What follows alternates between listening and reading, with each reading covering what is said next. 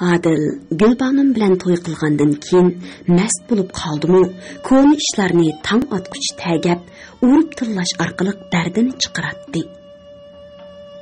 U men elchi kirgizganda yuzimni to'kib qochgan edim. Ashu o'g'irdan bir bola tug'ding. Qizliq ishqingni mendan oyeding. Meni to'kur deb yaratmading degandek ko'ngliga uyib qolgan o'g'ini qahr g'azbi bilan chiqarib o'sh olatdi. U urg'anda shunchalik yavaşlashib ketadiki, ko'zlari odam qo'rqidek oliyib, eg'izlardan ko'p qaynatib, qo'l-putlari birdek harakatga keladi. Hatto g'ijirlab turgan yog'och putimi uning eng yaxshi, eng sodiq quroli edi. U vahshiylashganda "Mao onamkan, mao qerindishimkan" demay mush salatdi. Tepatdi. Baya Gulbanımning ushlab onasini ogohlantirishimi yurak oldi bo'lib ketganligining nishoni edi. Tova! Tova! Gulsumxon yoqasini tutdi. Bilqut xazinasi. Ko'ni ishlagan nimancha vala esil olgandi. O'zini sening oldingda ikki xotinni yo'g'i solgan tursa, o xotinbaz. Kuyoqlingni tillasang, o'zingni o'zing qachatligandek bo'lasan, opa. Gulbanım halsiz ingraydi. Esingdimi?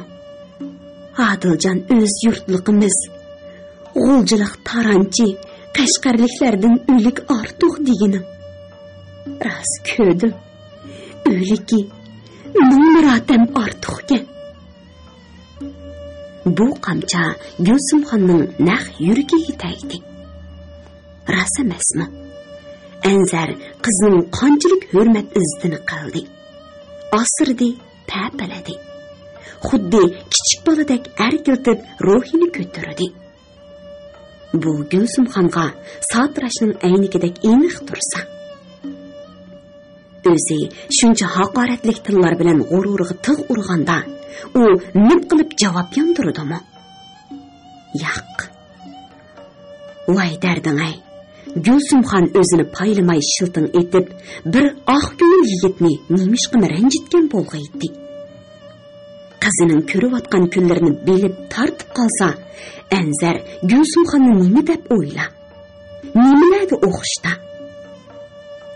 Xo'p bo'ldi dermi? Aytang-ay, undaq demasligi mumkin. Chunki u hayotidan aziz ko'radigan ayolining onasini qarg'aydigan bola emas. Gulsumxon naydisini tutib chiroyi oqirib ketdi. U biror ishdan qattiq xafa bo'lsa yoki ansiz xayollar ilkida azoblansa, darhalla g'uli bilan ikki ko'ksining o'ttirsi chidog'siz og'irib ketadi. Mahalla doktor uningga, sizda o't yollig'i bor, bir ishlarni to'liq o'ylab chechilib qolmang. Bu nervi xarakterlik degan edi. Shu ko'nlarning ochiqim kelib o'tim teshilib ketay degani bekor emas-da. Apa, nim bo'lding? Bir qismini bo'lib qolding-ku. Nima qizim? Men qaytay. Lekin sen mendan ansirma. Seni xush qilish uchun tekkan ekanman. Uning tayqi ostida o'lsam nim bo'pti? Men shu kunlarni kutyapman. Shunga Anzar qishda meni elib ketish uchun kelganda unutmadim. Nima? Anzar keldimi? Nima deydigan sen qizim? Gulsumxon darhalla ishkirga uyga qaradi. Voy bichara bola. Siz satqich siyoqida yasinib kiribdi. U meni siz rozi bo'lsangiz. Gulbanım yig'lavatdi. Devidi, men o'lamadim. Bu bolaning e'tiqodini ajabni po'qyaptiman. Bir eg'iz gap Gulsumxonning eg'izidan chiqib ketdi. Yo'q, chiqib ketmadi. Buning yurak qotlaridan chiqqan chin so'z. Ammo bu so'z bakmi kechikib chiqdi. o'z qo'li bilan qizini go'ri zindonga ittirib etib, uningga yilon chayonlar yamishib, zahrini sanjib, jini halqumga kelganda, Azroil yanada hozir bo'lganda chiqdi. Odam degan shundoq narsa o'xshaydi. Xudo jannatni ato qilsa, do'zaxni seg'inadigan. Do'zaxga akirib qo'ysa, jannatni yod etadigan. Mana qarang, qizining baxt omati, xushliqi, orzu tilaklari mujassamlangan go'hri qo'lidagi chig'ida qadriga yetmay yerga urib chaqdi. Gulbonimdan iborat ko'z chaqqidagi yoqutni arzimas bir dashqalga tengib qo'ydi. Oqibat qizining o't uvoliga qoldi. Qizim, balangni so'rmaysan-ku. U bugun 1 yoshdan oshdi. Gulsumxon azobli xiyollardan neri bo'lish uchun gapini yo'tkadi. Akbarga shundoq amroq, haras sabohat Olinurga onam tikib berdi deb ishdan paypoq po'smoq gaptikan. Ansar qandoq turib yetibdi? U uylanibdimi?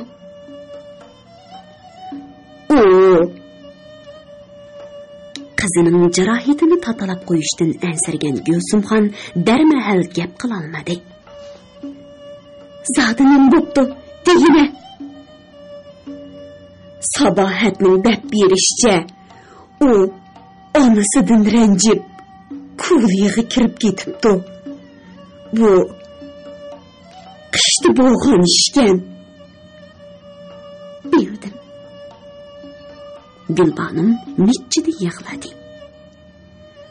U qishda kelganida cho'ng umidlar bilan kelgan edim deganda men qat'iy rad qilgan edim.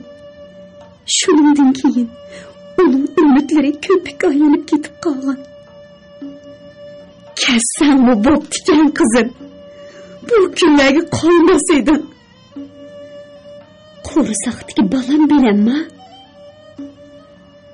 Tunjiqib qolgan Gulsumxon olmon-talmon dasturxonni echib, 2 dona go'shtni leganga elib qiziga sundi. Go'shtnomga amroq edim. Seni debla alayda pishirib keldim. Qo'yib qo'yg'in. Adil bilanchik yeysin. U sening bir yurtdiq, g'o'ljilik, qashqarliklardan o'lik ortiq, amroq kuyovling emasmi? Qizining ta'addi, kinoyi qudratlariga to'ygan Gulsumxon quruq tovuqini dasturxonga o'rab ketib qoldi.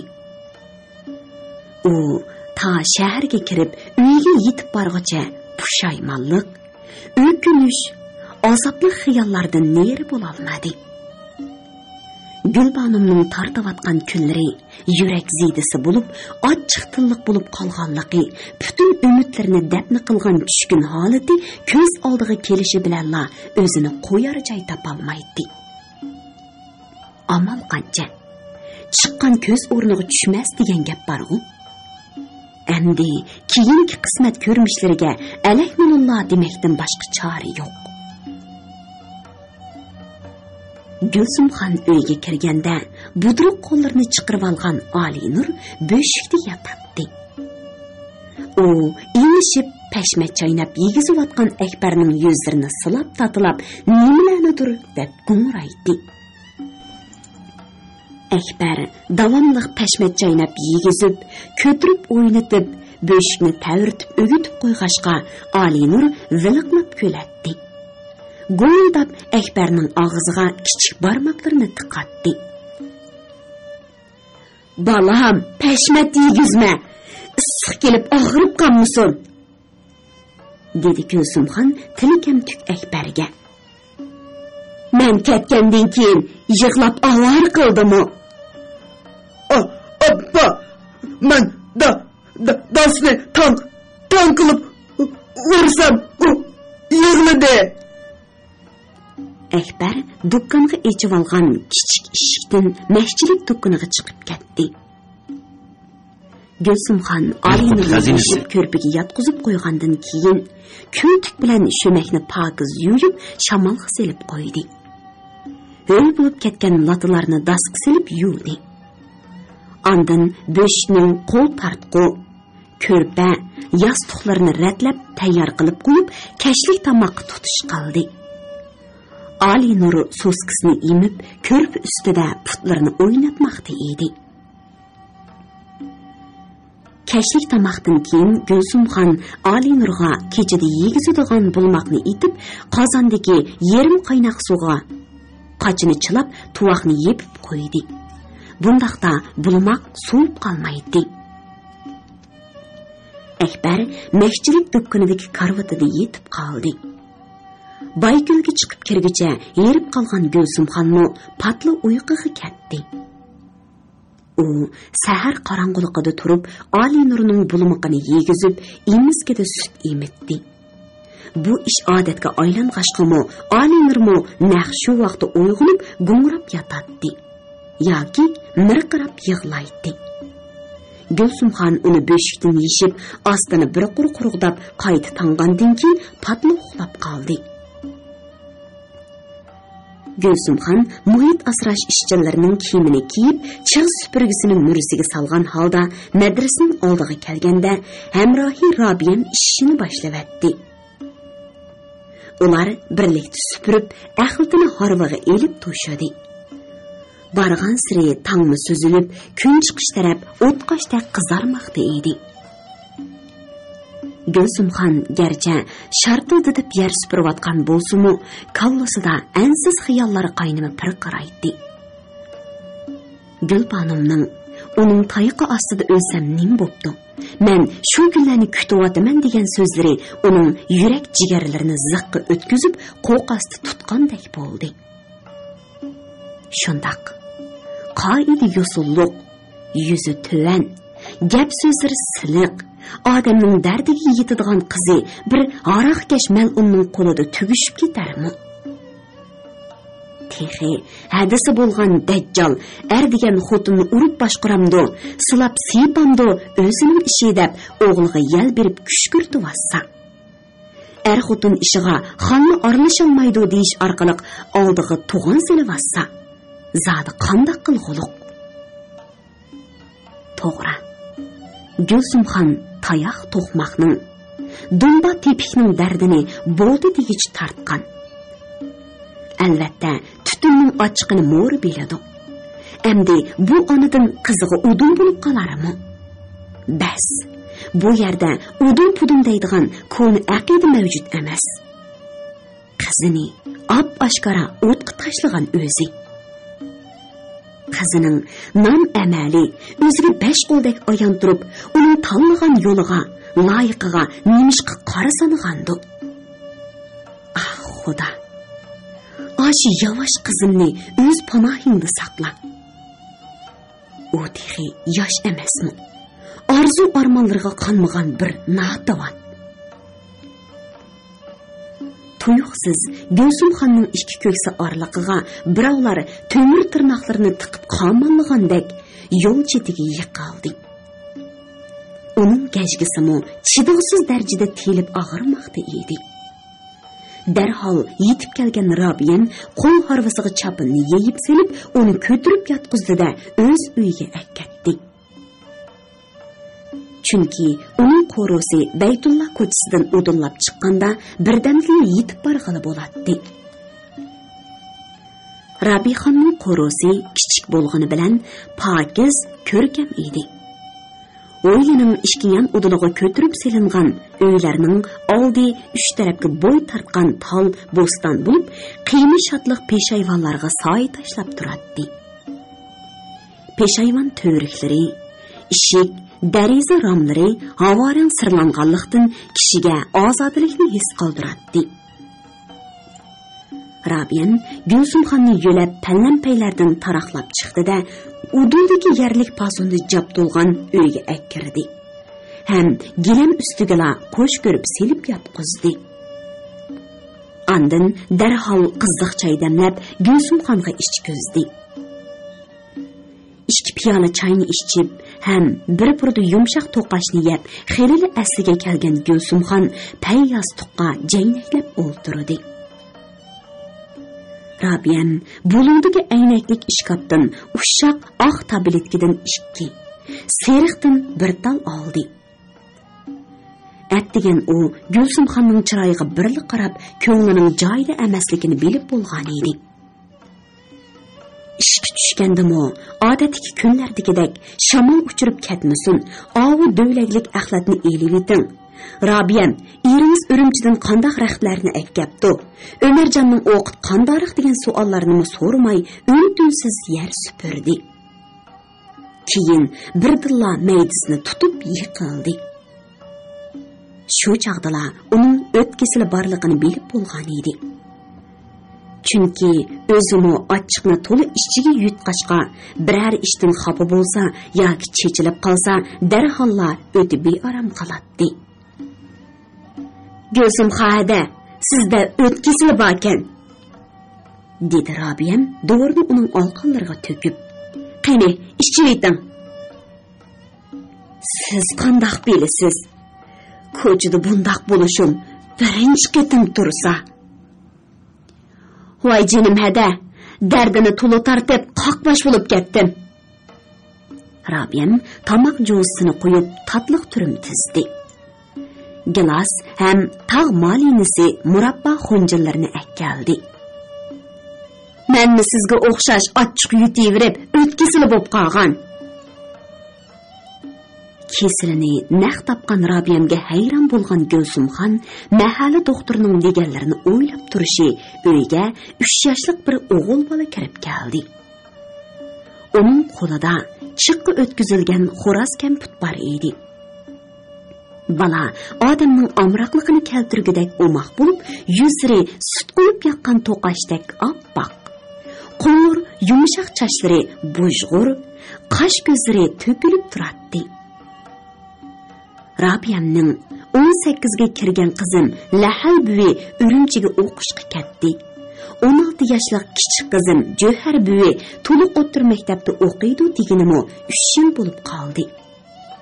Endi bu kichik bola uning nevrasimikin? Biroq u yotliq qilgan qizim bor demagan edi-ku. Balam, Rahmatjon, hadang Johar qani? So'rdi Rabiyam baladan. Hajab, yolg'iz yuribsizmi? Adam mag'zundiki, hadish bilan gap ulashyapti. Mang, hadangning qashig'ichiq. O seni o'ynasın bulamdi, ha? Obdan balam, mehmon bar uyga kirmaydigan, ha? Biz oldingi bablarda qayd qilib o'tgan edik. Rabiyam asli 8 yoshida dadasi bilan Qashqardan chiqib, G'o'ljiga o'rinlashgan. U 17 yoshida yotliq bo'lib 1 yildan keyin dadasi o'lib ketgan yetim notavon. Rabiyam Gulsumxon bilan o'xshash bir kunda muhit asrash idorasining tozliq ishchisi bo'lib kirgan. O chaqlarda Rabiyam sho'x, gapdan, qiziqchi, chochlari qop-qora, ko'zlari o'ynab turadigan cho'kan edi. Biroq 1 yil o'tmayla chik chochlari suvari oqarib ketdi. Bultur kuzda uning 3 yilning oldida chap-chup turgan cho'kan edim. Mana endi mo'may bo'ldim degan so'zlari Gulsumxonning ilmi yodida turibdi. Lekin Rabiyam og'zi ching ayol bo'lg'ashqimi, uning sirliq so'z harakatlari, chechining bir kunda degidek oqarib ketishi Gulsumxon uchun bir sir edi. Gulsumxoda, boya siz Rahmatjonni ko'rib, nevirsimikin deb qoldingiz, shundaqmi? Rabiyam kishining chiroyiga qarabla ko'nglidagini tepishga usta edi. Lekin u mening balam. Ajab yomonkansiz, dedi Gulsumxon kulib qo'yib. To'g'ri, hayron bo'ldim. Qizlaringiz o'zingiz bilan tangli cho'ng bo'pti. Biroq o'g'lingiz sizmi tug'may 10 necha yil o'tganda tog'ar qiqindisidan birini tug'yapsiz-da. Shunda xazinasi. Rabiyam ochiqni ko'ldi. Biroq mening chechimni oqartib etgani mushu bola. Yoshligimni nobud qilib, turmushimni vayron qilganimi mushu bola. Nima? Gülsümxonning ko'zlari chekchaydi. Anglavatqaninglar bili qutordan anglatilayotgan ovozliq asarlar sahifasi. Hafiz Vayning sariyi oldida yamoqchilik qiladigan Kerim Axun o'zining vijikligi, to'xtamay yutilib turishiga baxmay tamakini uzmay chekadigan odam edi. U oldiga ko'ni oyoqlar dövünüp, ishi besiq bo'lib qolgan qatalang chaqlarda 16 yoshli qizi Robiyamni tamakiga avatdi. Qala Robixon qizim, to'g'ri ko'rikdan o'tib, ko'k ko'rikka boradigan yo'lni biladigansan? Bilaman dada, Savetdagi doktorxonaga boradigan yo'l. Ha, belli. Roz gimnaziya do'qmishidan qayrilib, Isoqbek klubi oldiga borsang, u do'ldagi jaynakda Ömercan degan tamak sotadigan bola bor. Kerim Axun yutilib, qiqilib gap qilaveradi. Onun tamakisi bilan saxtalik ishlatmaydi. Shimishki yog'ichi, har kipki degandek nimalarni aralashtirmaydi. Hem azon, hem mard yigit. 10 yillik muxorka olsang, yana bir o'ch qetib beradi. Bo'ldilar. Bu gaplarni qilib nima qilay? Ammo men Qashqarlik Kerim Axun yamoqchining qizi deganni unutib qolma.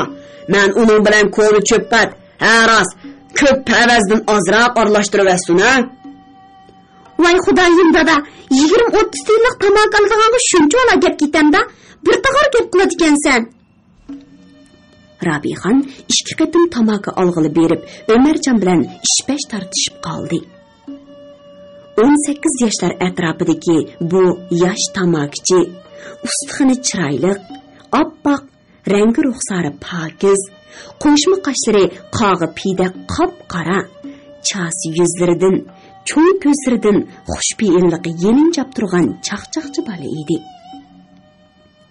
Robixon 2 qatim tamaki olg'ili kelganda Ömercan uni gapga soldi. Hey, Kerim Axun do'ng'aqlarni mushundoq chiroyli qiz borkina? Bu xuddi sundukning o'zidan kakuk boz chiqdi degandek gap qo. To'ldadan tilmisila odamni ranni qilib. Robixon qo'y ko'zlarini o'ynatib, yuzini ep qochdi. Voy, xafa bo'ldingizmi? Men namaqul, endi sizga zo'qim kelib deb sapdiman. Ömercan orqasini qilib turgan qizning chechini bo'shroq tortib qo'ydi. Ukam, etimiz nima? Robixon. Qo'yinglar beri. Ömercan qo'l silkidi. Elixoning to'rg'ida qizim cho'nxutunlarda xon deb qo'shib olamda. Robiyam danga, Robiyam.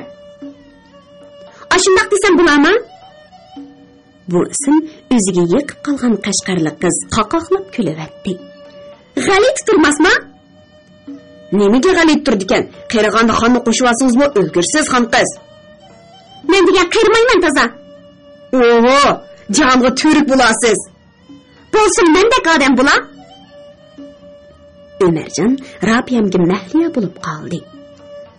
Qizning ixcham siymosi, tuxumdek navot rang o'ngi, o'ynab turgan qo'y ko'zlari, tum 2 o'rim uzun sochlari, beshiga qo'ndirib olgan chiman do'ppisi uni sohib Jamol Pariga o'xshatib qo'ygan edi.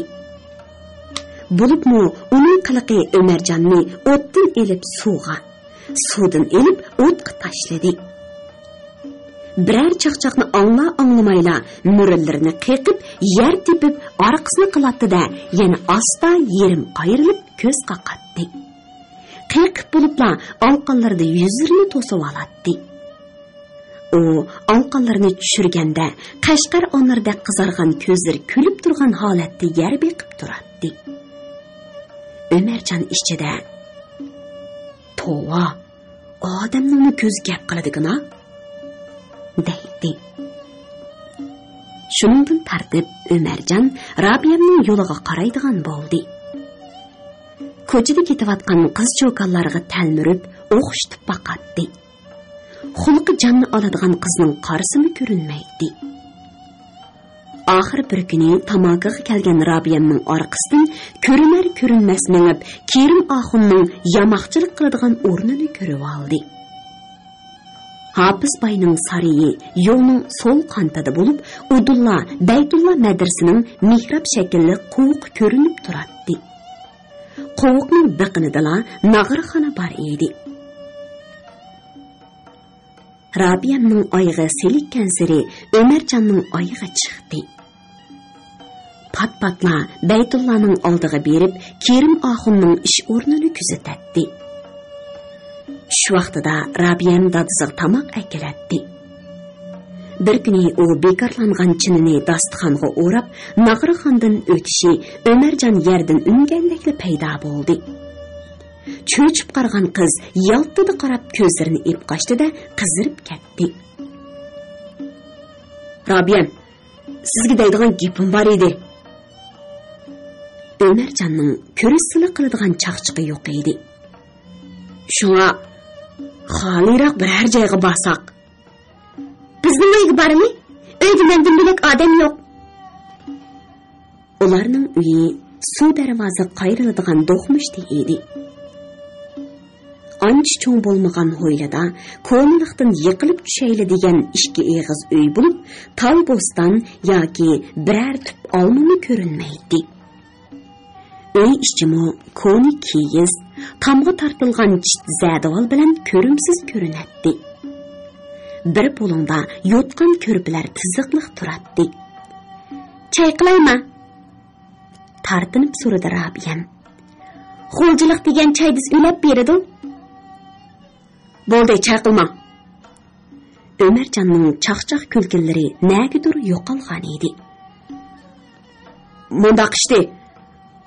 Dadingiz kep qolmas. Xotirjam bo'lsizlar, dadam kechda biraqli qaytib keladi. Ömerjon Rabiyamni yaxshi ko'rib qolganligini, uning bilan to'y qilish maqsadining borligini bakma tasdi uqtirdi.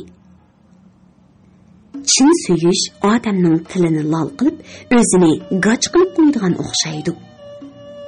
Ish qilib Ömerjon ming o'lib, bir tirilib, qizirib, tatirib, duduqlab o'zining ota-onasining yo'qligi. Bir singlisi bilan ikkisi kichik opasining qo'lida cho'ng bo'lganligi. Rabiyamni ko'rgandan beri ko'ziga uyqu kelmay qiynalmayotganligini so'zladi.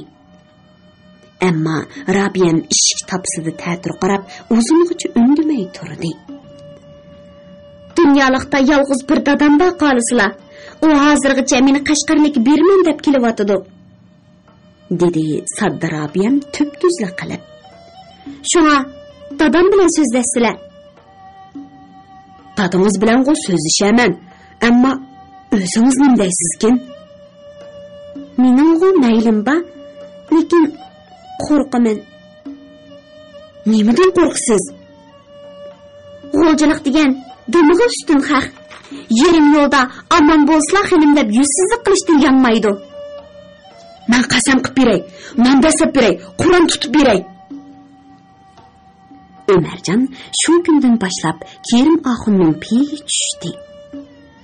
U juma namozni bahona qilib Baytulla madrasaga keladigan bo'ldi. Bir kuni Kerim Axunni tasaddibiy ko'rib qolgan bo'lib, uning oldiga qo'pquruqina keldi. Kerim Axun naq burnining uchiga qo'ndirib olgan ko'zoynikining ikkili beg'i sunganmi nima? Qo'pol bog'ilgan latillari to'la tutiverganlikdan kirilishib, parqirab ketgan edi. Ömerjon uningdan hol ahvol so'radi. Ish o'qitiga barakat tiladi. Kerim aka, mashhadu hunar qiladiganlar-da. Shundoq tirikchilik turmushining zinnati deb tikan qolasizlar. Kerim Axun tufi deb chamga tukirdi. Ha, Ömerjon bola, bu taraflarga pay qadamlari yetib qopti. Nima vajidan? Juma namozni davomli Baytulla madrasasida o'tayman. Ahli musulmon kallar, Xudoyim iymonlarini salomat qilsin. Hozir bog'o qolasizlar. Yosh o'pomoq mollar buzilib, harang-sarang bulab ketdi juma. Ömerjon har juma kuni kelganda biror bo'loq tamaki akilishni unutmaydi. Kerim Axunmu hech qanday deb eliveradi.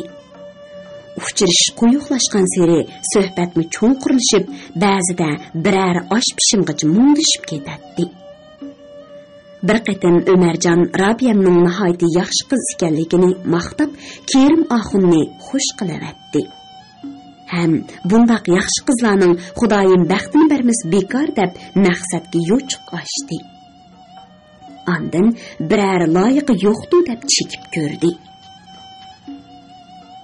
Kerim Oxun ko'kirib yerilgan tilini uzun chiqirib, yo'talgash oyoq opqutiga darabshini sanjib kep boshladi. Amdi qolasizlar Ömerjon bola. Uy xudo yurtliqlarimiz to'la desalar, inshaalloh biror qashqarlik taqdir iroda qilgan bo'lsa, alhamdulillah deymiz. Qiz bola degan pishib go'sh, uzun turib qolsa ses puraydigan gap. Şuna yeni üzgen pidigende çın vaqtida biror musulmon bandiga topshirmasak bo'lmaydi desalar. Agar taqdir iroda g'uljilikni nisb qilib qolsa, nima deylar? Tova desalar, ili xo'liq qiz berib, mening beshimni ishaq g'ojilavanmagan. Ili xo'liq degan iymoni susxaq. Olayli bir qashqarlik bilan bir g'uljilikni bir yerda qo'ysa, g'uljilik choyga yuguraydi. Qashqarlik nonga, non degan iymon emasmi? Kirmoqin aka, mana menmi g'uljilikku, ammo ikkimiz bir necha yillardan beri issiq salomlashib o'tyapmiz-ku. Sizlar g'uljilikmi? Mana Kerim Oxun og'ziga egilgan ushluq o'shki soqini titirtib yejaydi. Uning likildab qolgan to'rt talchishi tamakidan sarg'ayib ketgan edi. Juma namozini qazo qilmay o'tganlariga qolib, "Sinini 6 shaylikmikin?" debdiman. Xafa bo'lmasalar hojam, biroqsa o'zlari eli xo'liqlarga o'xshamaydi ekanlar. Nari o'xshamaydi ekan? Eli xo'liq degan bismillah deb ko'rishgan odamini eski ishtondan bir nima chiqqandek siz deb behurmatlik qiladi. Mana o'zir bo'lsa bir chiroyliq sili o'ziri deb cho'nglarning hurmat to'sbini qiladi ekanlar. Ömerjon har juma kuni Kerim Oxun bilan siri asra bo'lib, zimiston qishlar chiqib ketdi. Xo'ymi illiq bahar yozlari yetib keldi. Biroq bu jahil qeri eriydigandek emas edi. Davomli qashqarliqning gapini qilatdi. Bu gap ko'p takrorlangan sari Ömerjon bearam bo'lib, o'zini qo'yar joy topolmaydi. O'lganning ustiga tepgandek bir kuni Kerim Oxun gap boshlab qoldi. Qolasizlar, mushu Qoradon degan yurtda qashqarliklar jiq emasmi? Bir haqam soyin birodarimiz o'g'liq so'z ichib qoldi. Muxli berin etaymikin deyman. Nima? Ömerjon o'rnidan turib ketganligini bilmay qoldi. Bu naqlsiz qandoq bo'ladi? Rabbim endi 17 yoshga kirgan tursa. Hay Ömerjon bola, bizning yurtlarda qiz bola 11-12 yosh chig'idilar, jigdi chechik purab qoladi emasmi? 17 yoshni kichikligini bo'lmaydi. Qiz bola nomus qilib og'izdan chiqara olmagani bilan ichida ota-onasini tillaydi. Kerim Oxun bir eski oyoqning boshlig'iga suv purkigan edi. U sho'lgay bo'lib soqollaridan saq tushdi. Sizlarga men bir hikoya so'zlab beray. Bir Mazmun Oxunimning yolg'iz qizi bor ekan. U bo'yiga yetib farzini ado qilish vaqtidan o'tib ketibdi. Jamoat Mazmun Oxunimga farzni ado qilib, qizlarni taloliq qilavasida bo'lmas yomon bo'ladi deydi ekan. Biroq oshtamoqini itib, kirqotlarni yuyib, holidan xabar elayotgan qiziga ko'zi qiymaydi ekan. Bir kuni Mazmun Oxunim bo'yningdan gunoh soqit bo'lsin deb o'yladim-u, qizidan. Qizim, argi tekkin keldimi deb so'rabdi. Oyatqısı kelgan qiz yuzini to'sib turib, pit chaqqanchilik keldi debdi.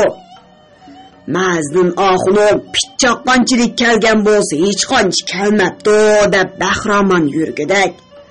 Ochiq kelgan qiz yo'g'on bir pitni dadisining paytimisiga sep qo'yibdi. Mazdin oxunim namozga qo'pib, rukuga o'ltirganda pufti shunda qichib, qimishib ketibdi-ki, zinhor o'ltirolmay qopdi-da, masjidni silib qarasa, yo'g'on bir pit turg'idak.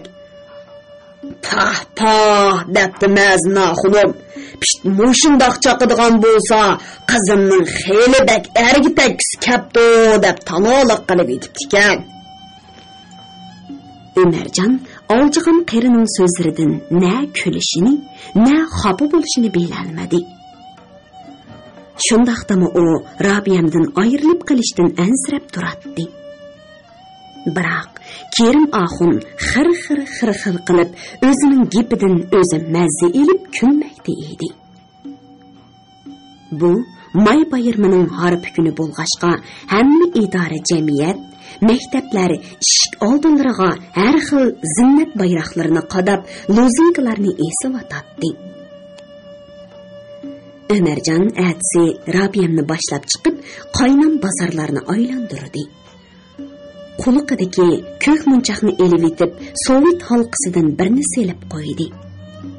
Ondan garmon etak yubka, maydiz kashtalangan oq yepak ko'pta, beshiga havorang helini yog'liq elib berdi.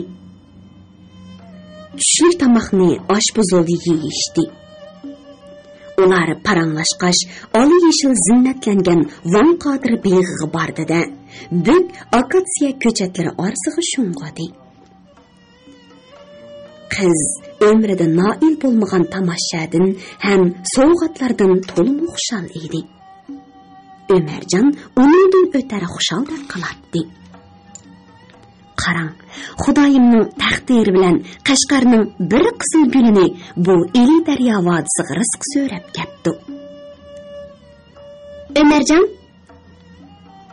qizning o'tliq ko'zlaridan nur yig'ib turadi.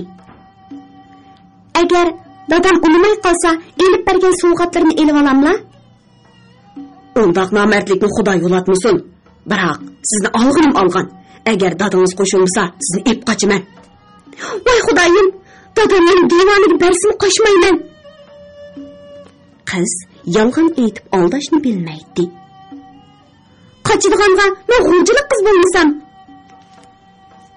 Robiyam garchi ko'ni qoida usullar asartidan qutulolmagan bo'lsin, lekin uni otisi uchun o'zini qurbon qila oladigan yakdillik ruhi Ömercanni hayron qoldirdi. Bundaq ruhni hozirgi yoshlardan topmoq tez edi. Bundaq desam ishdan bag'ri yonga o'tib qolmasin yana. Robiyam nurani ko'zlarini o'yintib kuldi. Sizlar dadamga elchi kirgizdilar. Dadamning tili ochiq bo'lgani bilan ko'ngli yumshoq. U mendan so'ramay qolmaydi. O chaqda men rost gapimni qilaman. Rostmi? Robiyam bir ig'iz gap bilan Ömercanning ko'ngliga chiroq yiqilatdi. Aradan 3 kun o'tib ketdi. Ömercanning kichik onasi Maryamxon bir ayol. Ishga erni boshlab Kerim oxunning uyiga bordi. Robiyam ularni ko'ribla yandagi o'zining hujrasiga kirib ketdi. Kerim oxun patmuslardagi tayyor ko'nglak, tomballiq, mexisdan xazinasi, sovetning mas kalachi, ishki kiyimlik yepak raq ham Manchester do'pini ko'rib ancha hayron bo'lib ketmadi. Chunki u qizining Ömercan bilan ish-bash tartishib yurganligini olli-burun sezib bo'lgan edi. Har qaysilari chin bo'lishdilar. Ajab qayib ketishibdilar. Kerim oxun qasdan xubsallik qildi. Biror gap qilichi bor o'xshamamda, qani desalar, Alloh baqay. Bu asnoda Robiyam dasturxon silib, mehmonlarga choy qo'yib chiqib ketdi. Maryamxon o'zining kim ekanligi, nima sababdan kelganligini sipoyilik bilan tushundirgandan keyin Ömerjonning ota-onasining burunni o'lib ketib, qari yetim bo'lib qolganligi, singlisi bilan ikkisini o'zi beqib qatorga qatqanligi, Ömerjon kichik turibla ovqatga berilib, el jamoat oldida chiroy sarg'aytmay kelganligi qatorliq jarayonlarni oldirmay bayon qildi. Bo'lmasmiki mana? Kerimxon ko'zayni qizartayotgan burnining uchini salab qo'ydi. Ko'ngillarga elishmasala, men mush iri qo'liqqa rasa ishinib ketmayman desalar. Anglasam o'zlari balam bilan tunigungi tunishlardan emas ekanlar, dedi Maryamxon ishonch bilan. Necha yillardan beri ota boladek o'tishiblar yoki Ömerjonning oldinlaridan to'g'ri o'tgan yeri bormi? Yo'qso. Bihamdullah undaq ish yo'q. Ammo Kerimxon jimib qoldi. Mengo o'tish oldida turgan chiroq. Keyincha hangishak taxiga ega bo'lmagandek ko'tiga tepsa, qizim borar turar yeri yo'q, deshivorchilik tortib qolamikin deb ansirayman. Biz g'uljiliklar xotin elib, xotin qo'yishni intayin yomon ko'ramiz, dedi Maryamxon. Xudoyim beshi bosh, oyog'i tosh bo'lib ketishini nasib qilsin. Shundoq bo'lib ketishiga iymonim komil. Chunki Ömerjonni o'zim beqib cho'ng qilgan, u undoq fazilatsiz bola emas. Ömerjon balg'o menga ayon. Shundoqdimi? Ular mushundoq taqarishib, kecha bir vaqt bo'lib ketdi. Har tarafdan to'silib qolayotgan Kerimxon oxiri bir qarorga keldi. Har qaysilariga ma'lum, islom shariatida o'g'il qizlarni ular xohlamagan biri bilan to'y qilishga zo'rlash joiz emasdir. Qaraganda bu ko'rimsiz yamoqchining islom mezonlaridan xeyla xavirbodek qalatdi. Bu vaqtda payg'ambar alayhissalom cho'kanni uning ixtiyorsiz, qizni uning roysiz yotliq qilmanglar deb nasihat qilgan. Shunga qizimning zulonni bir o'qib javob bersam qandoq? Apu qilsila Kerimxon, dedi charsoqonliq elchi. Ömerjon bilan Robixon qizimiz kelishalmagan bo'lsa, bizmi kelib o'ltirmaydik. Faqat o'zlaridek bir otaning muborak lavzini Qur'onning surasidek ulug' bilgashga sizlarga ishinib o'ltiribdimiz. Buningga putmisizlar, qizlardan so'rab ko'rsalar. Hojasiz. Kerimxon saqilini tutamlab bir haza turgandan keyin pisingni kulib qo'ydi. Men yamoqchi bo'lganim bilan o'shkallam joyida odam. Bu ishning shapsini bir yil burun sezib bo'lgan. Shunga Ömerjonning ro'yini qaytirish uchun qasdan g'unjilik birodarlarni yomon deb tilladim. Bir haqam soyamning o'g'liga bermoqchi deb yolg'on aytdim. Lekin bu bola soljidek chaplashdi. Bir yildan beri u gap qilib terikmadi. Menga zerikmadi. Men muxbisallik qilib terikmadim, zerikmadim. Anglayotganinglar Bili Qutordan anglatilayotgan ovozli asarlar sahifasi. Bili Qut shirkatida ovozga elinib, Bili Qutorda anglatilayotgan Uyg'ur yozuvchisi Jaloliddin Bahramning Shinjang yoshlar o'smirlar nashriyoti tarafidan nashr qilingan Natavallar nomli romanini bugun mush yergacha anglatdik.